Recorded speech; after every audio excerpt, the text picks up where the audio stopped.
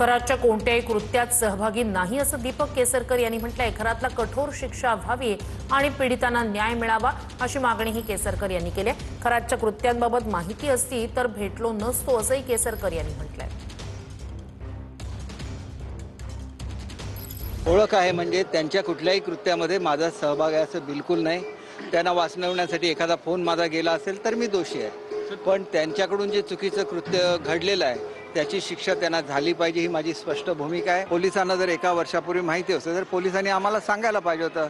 आम्हीच उलट पोलिसांना ॲक्शन घेण्याबद्दल ताबडतोब सांगितलं असतं, कारण महिलांच्या विरुद्ध कुठलाही गुन्हा होऊ देणं ही महाराष्ट्राची संस्कृती नाही।